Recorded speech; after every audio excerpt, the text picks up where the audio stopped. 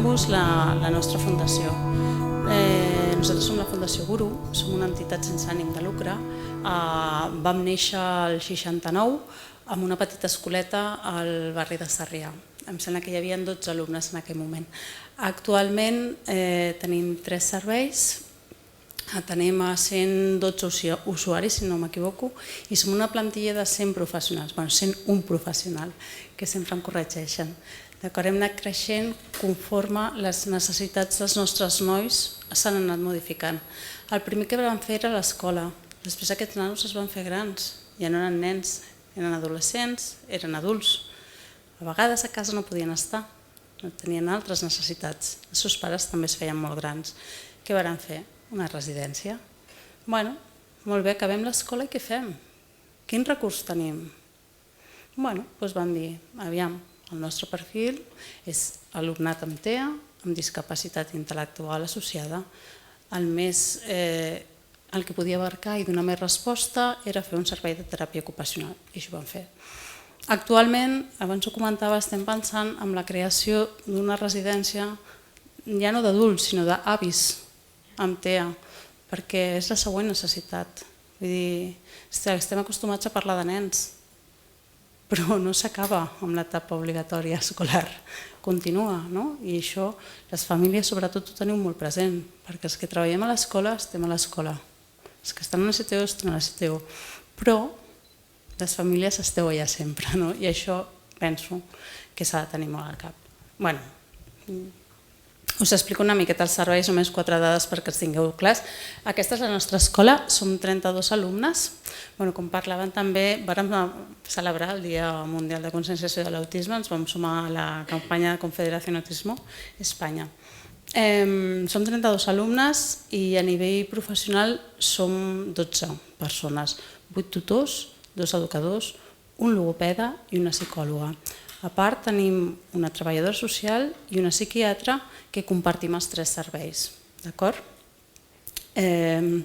D'aquests 34 alumnes només en tenim 2 que fan escolaritat compartida. Jo quan m'han explicat abans com era el sistema educatiu aquí, se'm anava obrint la boca i anava al·lucinant. Déu-n'hi-do la feina que heu fet d'organitzar i gestionar i apostar perquè els nostres nanos tenen els mateixos drets. Vull dir, és que és tan obvi. Molt bé, felicitats per la feina. Vull dir, realment em sembla una alternativa estupenda i tot és començar a buscar quines necessitats us heu trobat i a partir d'aquí anar buscant les solucions. Nosaltres a Catalunya funcionem bastant diferent, som centre específic en autisme, els 34 alumnes tenen autisme i discapacitat intel·lectual. D'acord? Crec que haig de dir més coses, però ja m'aniran sortint. Aquest és el nostre taller ocupacional. En el taller ocupacional actualment hi ha 29 usuaris a partir dels 18 anys i el més gran en té 42. A nivell de plantilla tenen 5 monitors i 2 auxiliars de monitor. Tots són psicòlegs, vull dir, encara que treballin com a monitors. El perfil professional per treballar amb aquest tipus d'usuaris necessita estar molt format en molts àmbits, no només en un.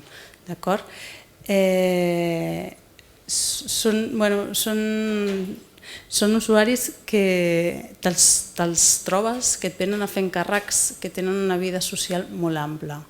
Part de la feina del taller ocupacional és oferir aquesta vida social, és donar recursos també.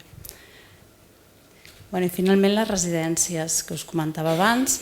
Actualment tenim 2 residències, una al barri de Gràcia, una caseta molt petiteta amb 12 usuaris que són molt autònoms, tenen un funcionament absolutament autònom, el que sí que hi ha una supervisió a nivell de quan estan a casa, sempre hi ha un o 2 educadors, depèn de les activitats que s'hagin de realitzar.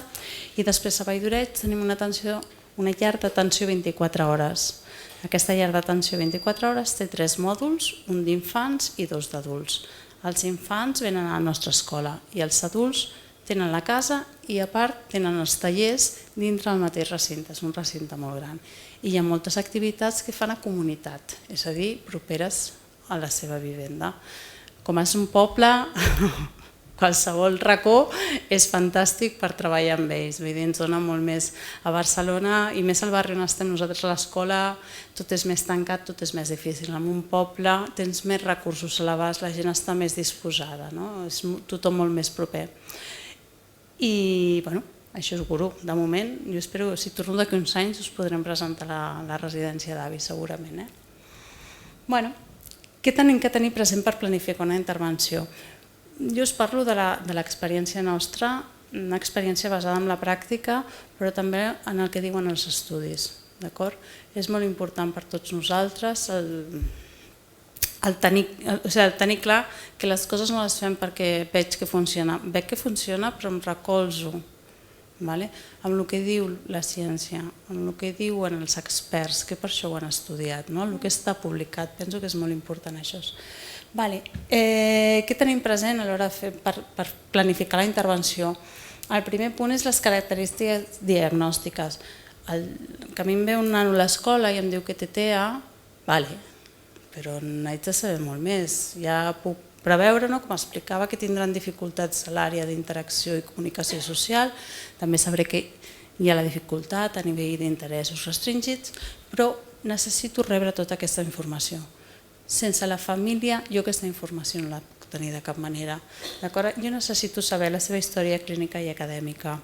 No només per tenir TEA ja sé com intervenir, no. Haig de saber quines capacitats cognitives té, quin estil d'aprenentatge té, quin és el seu nivell d'autonomia personal, quin és el seu nivell de desenvolupament social, si té altres trastorns associats i com és la seva conducta adaptativa. Tot això m'anirà donant pistes per jo poder anar dissenyant la seva intervenció. La intervenció és centrada en aquella persona, no amb els altres, amb ell mateix. D'acord? El segon punt és quines són les necessitats de les persones amb TEA. Aquestes les sabem perquè les diuen les bones pràctiques. Jo ja sé com és aquesta persona, quina ha sigut la seva evolució, en quin nivell està. I haig de conèixer totes les característiques que tenen aquestes persones a nivell d'aprenentatge, d'interacció, de funcionament adaptatiu. Hem fet una llisteta, les anem repassant, segur que no us estic explicant res nou, però penso que és molt important que les tinguem molt al cap.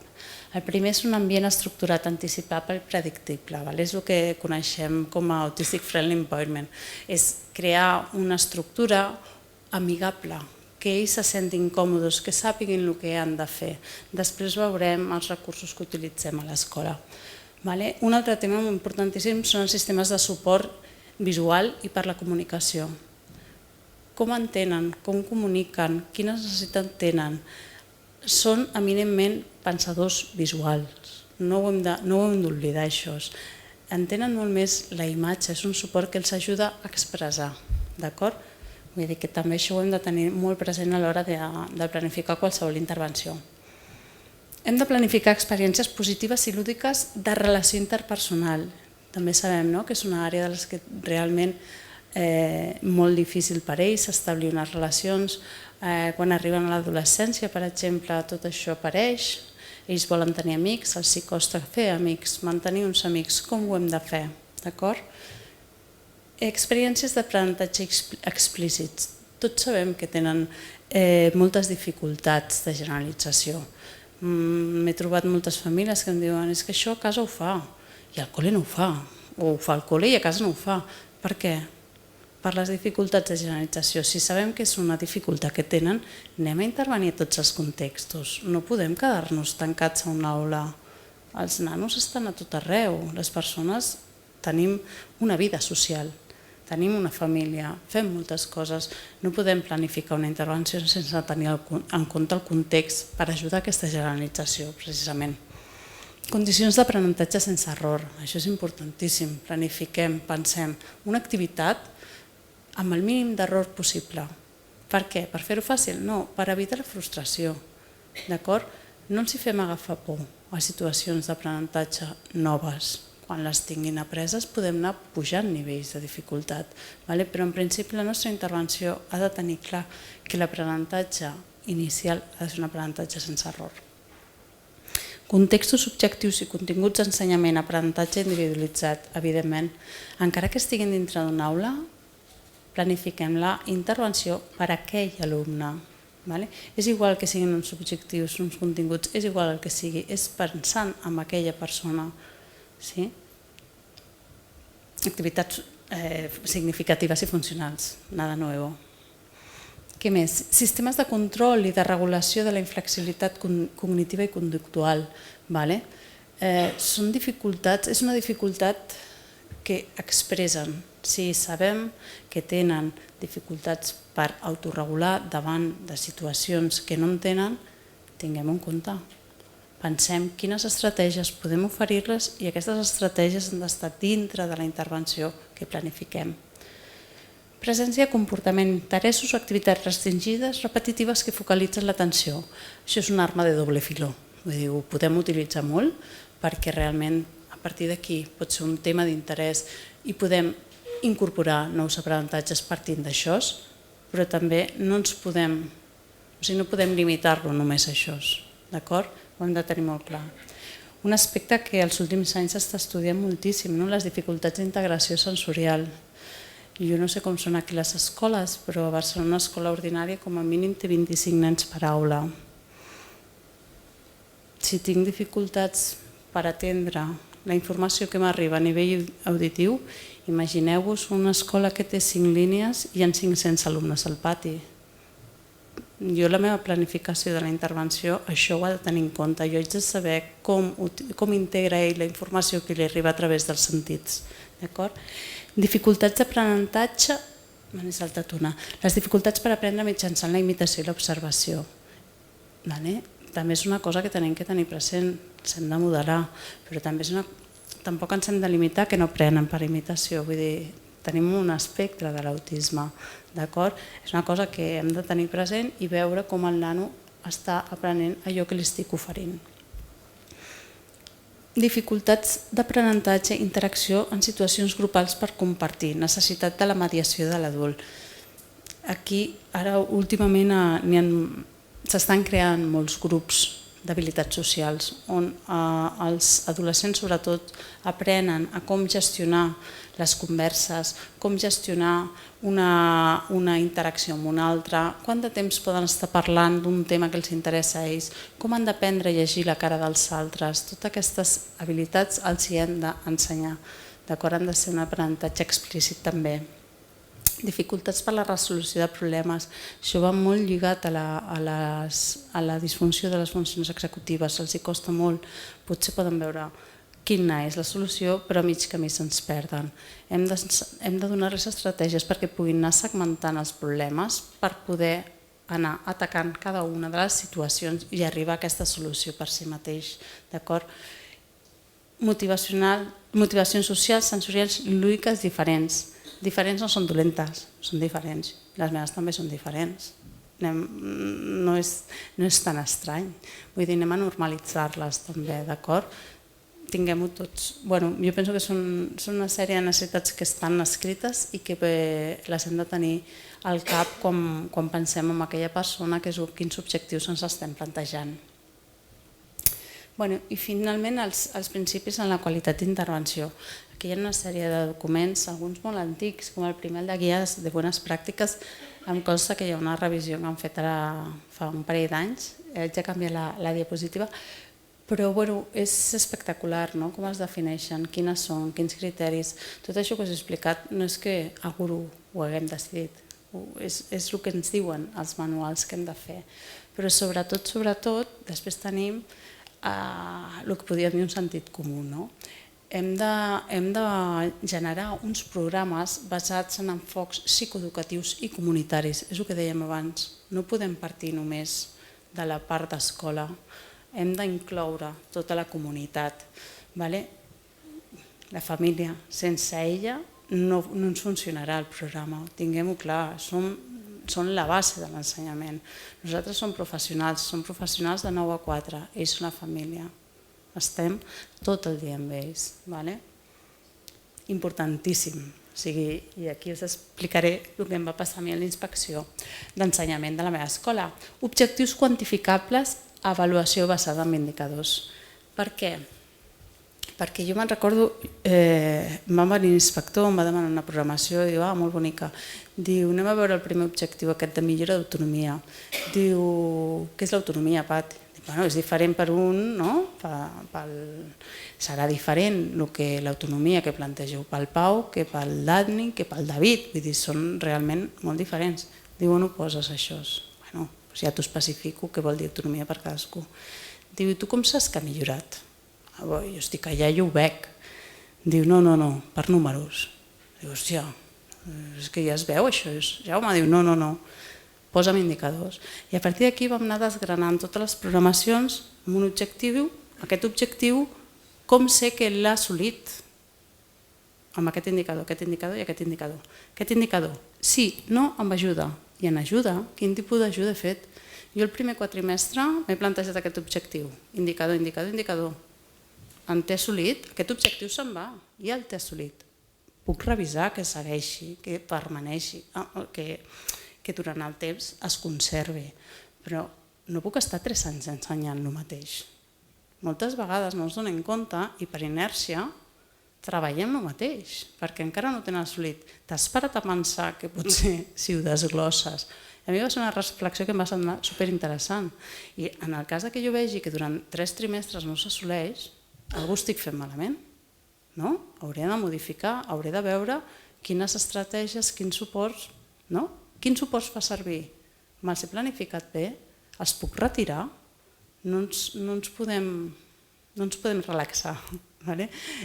Sobretot en etapes primerenques necessiten molta canya, necessiten que nosaltres estiguem allà, que anem avaluant-nos a nosaltres mateixos. Això és superimportant. Tots els professionals que treballem en aquest àmbit hem de fer un peron i ens hem de revisar. A mi, en el meu cas, va ser l'inspector d'ensenyament que em va parar i em va dir molt bé la feina que fas, i sí, està estupendo. I m'ha donat moltes eines, ha canviat bastant la meva revisió que faig de programacions i com enfoco les classes, perquè em limito més als períodes. No sé com teniu les programacions aquí, però us ho recomano de veritat que ho feu. És una mica de feina, però és una feina que dona uns resultats excel·lents. Vull dir que estareu supercontents si aconseguiu fer això. Com hem d'intervenir? Quins principis o quins aspectes hem de tenir clars per plantejar la intervenció? Us hem volgut destacar els que per nosaltres són molt importants. Nosaltres com a centre moltes vegades anem a les escoles d'ordinàries a fer assessorament. A vegades anem amb acompanyament al nano, però moltes vegades el que fem és senzillament anar, veure els espais i retolar-los, canviar coses de lloc, aportar recursos, pistes visuals. Tot això és el que penso que s'ha de tenir en compte, que no podem perdre de vista i que és on ens hem de passar moltes hores investigant també. Us explicaré com treballem les particularitats sensorials, la simplificació del llenguatge, l'ús de sacs, l'organització i estructuració d'activitats, espai-temps, el treball explícit de reconeixement de les emocions, les estratègies d'autoregulació i la incorporació de la tecnologia com a estratègia metodològica. Comencem per la primera. Respectar les particularitats sensorials, vestibulars i propiocentives. Ho vèiem una miqueta abans. No tots tenim la mateixa sensibilitat davant dels diferents estímuls que ens arriben. Jo puc estar suant en aquesta sala, tinc molta calor, i la que està al meu costat pot tenir molt de fred. Per què? Perquè el nostre organisme rep aquestes sensacions, les interpreta d'una manera diferent. No és millor la meva ni la seva, senzillament és diferent. Però jo haig de saber quina és aquesta manera. Per exemple, coses que hem estat veient que no tenim en compte o que no ens hem pogut plantejar. No me gusta que me laven, corten o cepillen el pelo. Sobretot a infantil, quantes vegades l'últim rato de classe ens dediquem a posar el cabell de la nena així ben posat perquè surti superguapo amb els seus pares. Ojo, anem a veure aquí. Està bé que fem això perquè ho fem, no? Li agrada, no li agrada? Què més? Lagrimeo y me cubro los ojos ante el sol o las luces brillantes.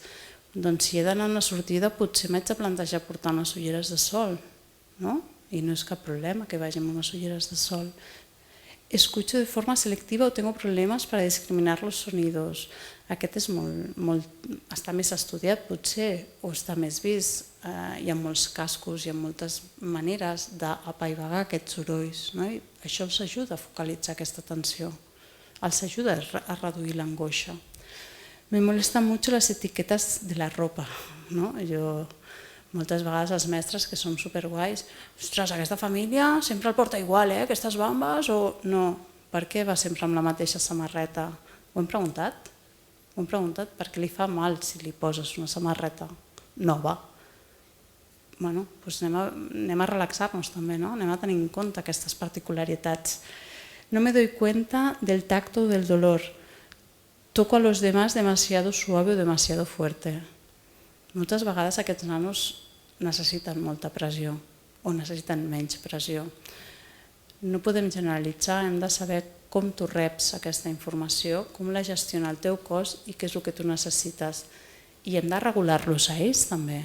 Si no ens agrada que ens agafi tan fort i ell no se'n dona compte, potser que li expliquem i que li donem una estratègia per no fer això.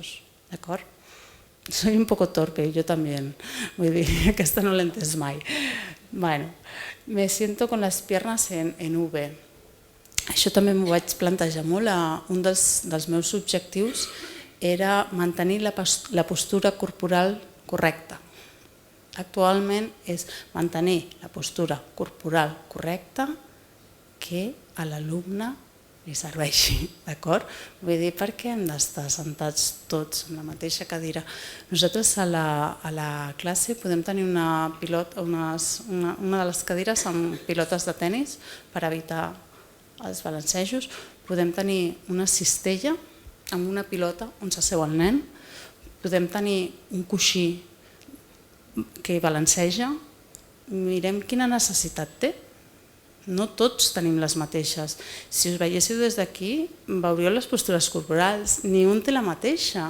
Té la que s'hi sent més segur i anirà canviant segurament. Tampoc ens podem centrar, no? És esta i esta és la buena. Anem a veure-ho. Pierdo el equilibrio con facilidad. Bueno, sí, depèn.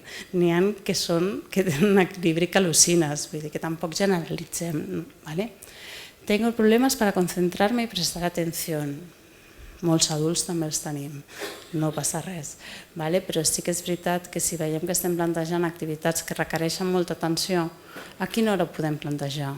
Fem-ho primera, no ho fem a l'última hora de la tarda, unes mates, per favor, que és que jo tampoc podria. Soy muy sensible a ruidos, sonidos intensos como motores. Nosaltres hem tingut una molt mala sort aquest any, fa un any i mig, que estem amb obres davant de l'edifici. I estan construint un macroedifici a més i el pitjor moment que vam tenir eren les detonacions. Venien de 3 en 3, hi havia càrregues i era dinamita. Clar, no ens van avisar, no vam poder actuar. Vam deixar que fessin la primera càrrega, trucar a Mossos i ho vam aturar. Nosaltres necessitem temps per planificar això, no podem. Tinguem clar que a vegades presentaran unes conductes molt estranyes, anem pel carrer i no saps què ha passat. Mira aviam si has sentit alguna cosa, mira aviam si han sumat alguna cosa, què és el que ha passat. Analitza la conducta, no intervenguis només amb la conducta, analitza per què i a partir d'aquí fes la intervenció on toqui. Soy muy caprichoso para comer, me resisto a nuevos alimentos y texturas. Sí, n'hi ha que sí i n'hi ha que mengen de tot. És veritat que a nivell de textures hi ha moltes vegades que hi ha molt de rebuig a tot el que és més pastós i demás. Generalment quan apareixen aquests tipus de sensibilitats el que més els agrada són els cruixents. Pues imaginación al poder, a ver cómo conseguimos que no sigui una alimentació tan restringida i anem ampliant. Aquí ya la imaginació de cada uno. Mi motricidad fina es baja para escribir y cortar. Pues posem un teclat d'ordinador, no? Vull dir, hi ha molts recursos. Si tinc una motricitat que no em permet fer aquest traç, però sí que puc fer així, quin problema hi ha, no? hem de buscar recursos per pal·liar aquestes deficiències. No me gusta que me muevan o que me cojan. Pues, si ho saps, evita fer-ho. Siempre camino con los pies de puntillas. No tots, pero bueno. Y tengo pobre motricidad gruesa. Correr o montar en bicicleta, no tots. Jo tinc 2 nanos i abans m'ensenyaven un vídeo una nana a cavall amb una postura perfecta. Vull dir que no generalitzem tampoc, trenquem bastant mites. Jo no sé com vaig d'hora. Si vaig bé, si passo, m'aviseu. Una altra de les característiques que hem de tenir molt clares és la de simplificar el llenguatge. Sabem que són persones que tenen dificultats per entendre el que diem, per comprensió, per expressió. Doncs ja està, tinguem-ho al cap. Jo sé que si li dic hola, bon dia, com estàs, segurament amb tant de gesto i de més anem a limitar el canal a una. Fem un llenguatge senzill. Dic hola, si em respon, com estàs? Dóna-li temps a respondre. Moltes vegades som ansiosos. Necessitem, com nosaltres ho tenim integrats, i ja esperem aquesta resposta. M'haig de cercionar que ell m'està entenent el que jo li estic dient i si no, dóna-li pistes. No utilitzem bromes, llenguatge simplificat, ironies, no les entenen. Si les volem treballar, les treballarem, però així de primeres eliminem-les. D'acord? Tota la part d'expressió, és veritat que els costa atribuir estat mental a la persona que tenen davant. És veritat, hem d'ensenyar-les tots els nostres gestos. Jo a vegades m'esparvero quan algú agafa la cara d'un nen. Mírame los ojos mientras me hablas. Si ya tengo problemas para escucharte, encima te tengo que mirar. Verge Santa, no? Vull dir, no, anem pam a pam. Si el veiem que ens mira i estableix un bon contacte, seguim. Que no, anem a buscar estratègies. Primer m'interessa saber si m'està entenent. D'acord? Hi ha molts exemples. Quins sistemes utilitzem? Nosaltres a l'escola el que més estem fent servir com a sistema augmentatiu de comunicació és PECS. A l'escola l'últim professional que ha entrat a treballar fa 4 anys i el més antic porta 42 anys. Llavors, no tothom està format en tot. Vam veure que era una necessitat que tothom coneixés com s'utilitzen els PECs i com s'implanten els PECs. Doncs aquest any es va fer una formació per tota l'escola. Tota l'escola inclou la cuinera, el conserge, inclou a totes aquelles persones que es relacionaran amb el nen. Una vegada jo tinc feta la formació i la implanto amb la família primer, perquè si no, que es parla només de 9 a 4 aquest nen. Jo la llengua me l'enduc a casa cada dia. Tinguem-ho molt clar. Si fem una formació específica hem de veure totes les persones que la necessites i incloure-les. D'acord? Ara per ara també estem fent servir Proloco2Go, per exemple, que és un comunicador. No el fem servir com a comunicador, sinó que l'utilitzem per donar suport a l'activitat. Per exemple, estem explicant un conte i utilitzem aquest plafó per augmentar, perquè tinguin més possibilitats de participar. D'acord? És una activitat més. I com estem incorporant molt tot el tema de tecnologia des de diferents àrees, el següent repte és provar el Nikitalk, que és una aplicació que ens han dit que funciona molt bé. No la conec, no l'hem provat, però té molt bona pinta. També he pensat que valia la pena que potser la coneguéssiu. Què més? Creant un entorn predictible, facilitant... Aquí m'he menjat alguna paraula. Fent els horaris visuals i preparant les transicions. Això és una cosa que les escoles ordinàries moltes vegades no es té en compte. Fem un horari per tots. Dels 25 jo estic convençuda que n'hi ha algun que no l'entén. Tingui TEA o no tingui TEA. Jo haig de mirar quin és el seu estil d'aprenentatge, com es comunica, què és el que entén i a partir d'aquí fer-ho. Us he posat 4 exemples. El primer de tots, el de a dalt a l'esquerra, aquest és el de l'Elisa. Amb ella vam avaluar quin nivell de representació mental cognitiva tenia i vam veure que necessitava foto, però foto real. Vam agafar els objectes de l'escola que ella fa servir i en Photoshop vam treure tots els distractors perquè necessitàvem que només fos la imatge. I la veritat és que li està anant molt bé. El següent, el de la dreta, és una aplicació Niki Agenda, i aquest el fem servir en una família. A casa hi havia bastant problema quan arribava per organitzar-se. És un nano que no funciona amb pictogrames, de lectoescriptura, i un dels seus centres d'interès és la tablet. Llavors vam utilitzar precisament això perquè pogués seqüenciar les seves activitats. Això s'elabora a l'escola i es fa a casa. Ell va guanyant, conforme va fent xecs, va guanyant punts i aquests punts setmanalment els canvia per alguna cosa que li agrada molt. D'acord? Algun dia ja us explicaré tota la sèrie d'interessos que té. És una aplicació, l'altre són fotos. El d'aquí baix, el del fons verds, és un horari que es fa servir en una de les classes de l'escola pel José, que és un nano que necessita veure tota la setmana. No li serveix veure l'activitat del dia, sinó de veure com corre el temps, perquè a ell el que li interessa és casa a casa, és el cap de setmana, no li interessa l'escola. Llavors, si només li posàvem un dia, clar, no passava aquest temps. Va ser una manera de visibilitzar-ho. Escolta, mano de santo. Però clar, no ens hem de quedar amb aquestes. L'Héctor, per exemple, no. L'Héctor necessita un horari que pugui llegir, que pugui interpretar, perquè és la seva forma de representació. No podem generalitzar, hem de concretar. Concretem. A l'escola tenim un equipazo de...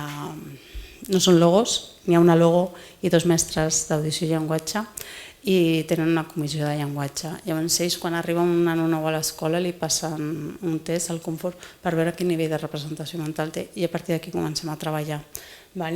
Com veieu, va endreçat de menys abstracte a més abstracte. Si us fixeu, nosaltres, la foto aquesta, nosaltres no ens serviria amb l'Elisa, perquè hi ha molts distractors. Ella no pot associar menjar a una forquilla, un tros de pollastre, les patates, els pèsols i un plat blanc. És massa informació, està carregada. En el cas de l'Elisa, si només tinguéssim foto o pictograma, ens aniríem al pictograma, perquè hi ha menys elements. Tot això és molt important conèixer quan un nano entra a l'escola per preparar tot el material que necessitarà. I ha de ser... És molt important que l'escola tingui aquesta formació o la persona que envia a l'escola tingui aquesta formació. No tots en sabem de tot, és impossible, no és real, però sí que hem d'anar especialitzant-nos una mica i hem de buscar quins són els recursos que necessitem per poder donar una bona resposta. I això és responsabilitat sobretot dels que treballem a l'escola. D'acord? Què més? Estructuració de les tasques respectant el pensament visual. No sé si heu vist una TED Talk de la Tempest Grandin que explica com ella pensa. És molt interessant perquè ella et diu que pensa en la paraula església. I llavors et diu, és com si tu abres el Google Imágenes i pones iglesia. Et surten 30.000 resultats. D'aquests 30.000 jo haig de decidir del que tu m'estàs parlant. Aquest és un pensament visual, amb la qual donem-li una volta a com expliquem les coses. Nosaltres us he portat 3 exemples que vam fer a l'escola. El primer, s'explico el niño llora o chilla, aquest el vam fer per un alumne del col·le que quan hi havia una reacció d'un altre, el primer que volia era picar-lo per callar. És com qui apaga el despertador. Si me molesta, t'apago i ja està. Llavors, quan el mestre feia la intervenció i feia fora el Dayton, en un moment fuera, arreglo esto, el Dayton s'ho prenia com un càstig cap a ell. Si és l'altre que està fent alguna cosa que no toca, per què estic jo fora? Llavors vam donar aquesta volta i li vam dir, si hi ha algú que chilla o llora, això ho va buscar ell, ho va fer ell. Dayton se pone nervioso, Dayton pide descansar. Va ser el propi alumne qui demanava el sortir fora. És canviar el pensament. No estem fent fora l'alumne, li estem donant un espai on pugui aïllar-se del que l'està molestant. I això ho tenia enganxat a la taula. Va disminuir moltíssim la seva ansietat i la seva reacció cap als altres nanos. Actualment treballem altres coses, això ja ho té integrat. El mateix, el de doblegar va ser una mare. Estava desquiciada que el seu fill adolescent deixés els jerseis mal posats per tot arreu. I vam arribar a un pacte amb l'Adri que doblegaria bé els jerseis. Li costava moltíssim, un moment li costava molt, però a part es liava molt. Vàrem seqüenciar tots els passos que s'han de fer per plegar un jersei. El tio estava supercontent i la mare més. Per què? Perquè tenia una estructura que li deia com fer-ho, aquest reforçament visual. I l'altra tira la vàrem fer per al Nicolàs, quan es posava nerviós es picava amb el cap. No tenia una estratègia per comunicar que estava nerviós. La seva estratègia era fer-se mal perquè així relaxava. El seu nivell s'equilibrava. Però clar, no li podíem cosir més vegades al cap. Exacte. Llavors vàrem posar-li un casc. Posar-li el casc al Nico en un moment de nervis era molt difícil per ell i per nosaltres. Què vàrem fer? Anem a buscar alguna cosa que li moli mogollon al Nico. I era el rellotge del seu mestre, del Víctor, que en aquella època era el seu tutor. Era un rellotge molt xulo que tenia una esfera blava i quan et posaves molt a prop feia un contrast que a ell li encantava. Utilitzem-lo. També vam fer el mateix. A poc vam anar introduint aquest suport visual quan el Nico començàvem nosaltres a veure que es posava nerviós, sense deixar que fes el cop de cap. Ens vam anticipar a través del suport visual, ens va costar i molt, ja us ho dic ara, però vàrem aconseguir-ho. Després vàrem anar canviant el seu reforçador, el rellotge, perquè el rellotge només el portava el Víctor i això podia passar a qualsevol hora. Hem d'anar adaptant aquestes estratègies a les característiques de l'entorn del noi i anar generalitzant-les. No ens podem quedar amb una cosa molt concreta. Evitar la sobrecàrrega cognitiva evitant demandes innecessàries. Una miqueta el que deia abans.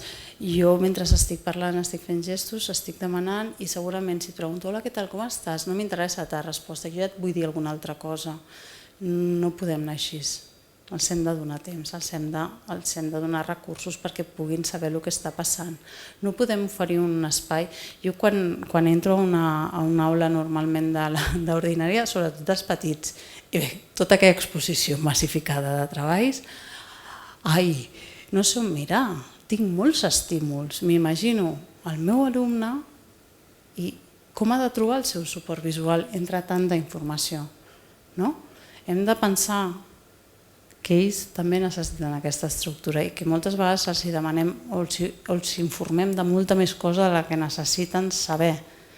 No és que no necessiten saber, no podem fer-ho tot de cop, anem pas a pas, d'acord? Jo sempre aquesta imatge de l'arròs tres delícies és molt significativa per mi.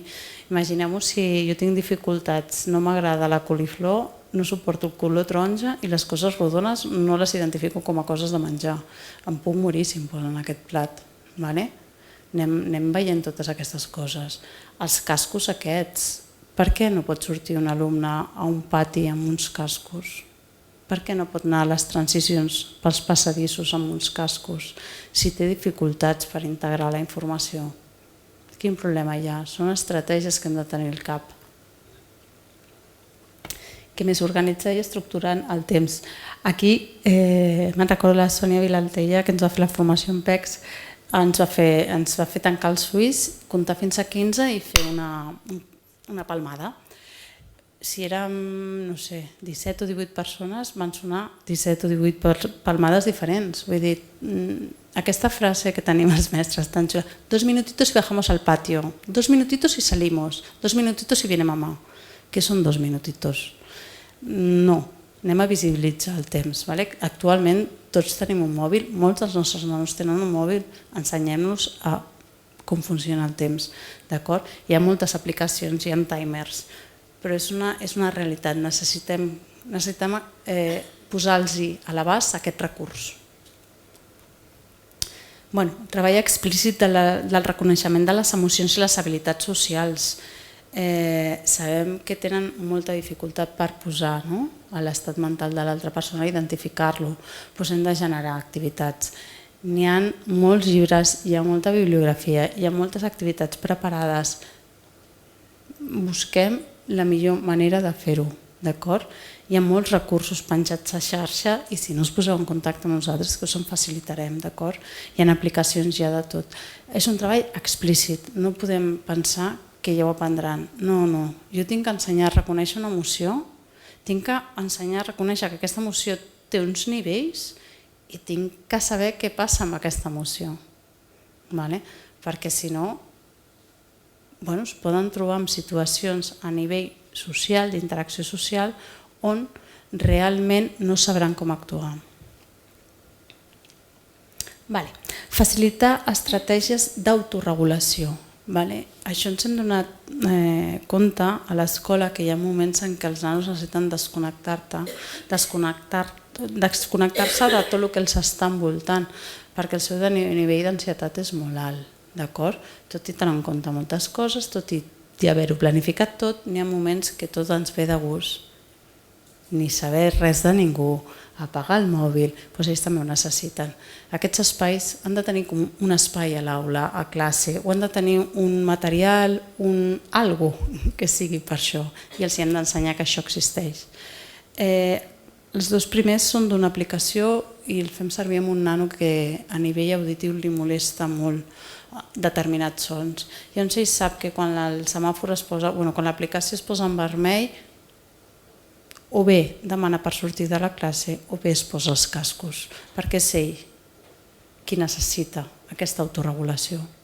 Té els cascos a la motxilla, els agafa i se'ls posa, no passa res. Nosaltres no tenim cap armilla d'aquestes, és una estratègia que ens ajudarà també, sobretot en aquells nanos que necessiten aquesta pressió extra, de sentir-se. Això també ho explica molt bé la Temple Grandin, és la màquina de los abrazos, que necessito sentir on acabo, de quina manera. També això és caríssim, però hi ha recursos caseros que tots tenim en la cabeza que se pueden hacer. Tenir un espai amb pilotes per botar, per estirar-se, per passar per sobre.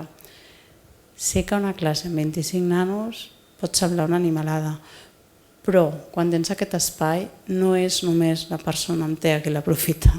N'hi ha 25 més personetes que també en trauran profit. Necessiten regular-se també. I l'última foto és un espai que vàrem fer a classe, a una de les classes que tenim a l'escola, perquè hi havia un nano que necessitava tocar diferents textures. Era el que quan ell estava més nerviós necessitava, i llavors vam fer aquest espai. Ara queda la meitat del que hi ha aquí perquè ha passat el temps i les coses es trenquen i són coses caseres a més. Però sí que hem de tenir clar que necessitaran. Per tant ja els hi hem d'oferir de primeres. Ja mirarem quin és el recurs més adequat, però molt necessari donar-se en compte que el necessiten tenir. I finalment, nosaltres una de les coses que estem veient que ens ajuda molt a treballar sobretot la comunicació social és l'ús de la tecnologia. Perquè nosaltres vam començar un projecte fa 4 anys amb treball de l'iPad, amb nivells de funcionament molt baixet, i vam veure que era un lujazo, que podien fer unes coses que potser amb l'objecte no els hi atreia prou, o que feia tants anys que ho feien amb l'objecte que presentar-ho en un format nou era molt més divertit. I a partir d'aquí vam començar a estirar. Ara estem treballant amb iPads i amb robots i us podria dir que n'hi ha molts dels nostres nanos que han après ja a programar. Per què? Sobretot perquè la tecnologia ens ofereix un aprenentatge individualitzat. Podem generalment adaptar aquest dispositiu a la persona. Podem restringir moltes coses i podem ampliar-ne moltes. La informació es presenta de manera visual, amb la qual cosa tot l'accés a codi escrit ja no el tinc. Jo tinc nanos que parlen perfectament bé però que no saben escriure per buscar Shakira al YouTube, els havia d'ajudar jo. Ara saben que hi ha Siri, li demanen a la Siri i Siri se lo pone. Clar, és buscar el recurs, és trobar aquests recursos més adequats. Siri és fantàstica, además la puedes poner en muchos idiomas. És una passada. El que us deia, és un element molt motivador, ja saps que de primeres el voldran, amb la qual cosa anem a pactar. És un entorn controlable i previsible. Jo apreto i reacciona. No apreto, no reacciona. Aprenc a apretar. D'acord? El puc usar de diferents contextos, el que dèiem abans, no estan només a escola, no estan només a taller, no estan només a residència. Me'l puc endur a tot arreu. D'acord? És un ús intuïtiu. O sigui, jo el primer cop que vaig tenir un iPad me'n vaig anar a la filla d'un amic meu que tenia 4 anys, li vaig donar i dic, a veure què sabes fer. Si ells en saben, nosaltres n'hem d'aprendre. Vull dir, és importantíssim. No podem quedar-nos al marge d'una societat digital. I ells menys. D'acord? El que us deia és configurable. Tenim sistemes, nosaltres només treballem amb BIOS bàsicament, perquè a nivell de configuració ens ofereix un entorn molt controlable i molt adequat a les característiques dels nostres nois. I finalment això afavoreixen l'autonomia. Poden fer per si mateixos coses que abans necessitaven un adult. I crec que ja està. Tot el que us he explicat no està a l'Apple Store, us heu de currar vosaltres. Vull dir, tingueu molt clar que esto está muy bien, pero que no lo vais a comprar en ningún lado y que moltes gràcies per la vostra atenció.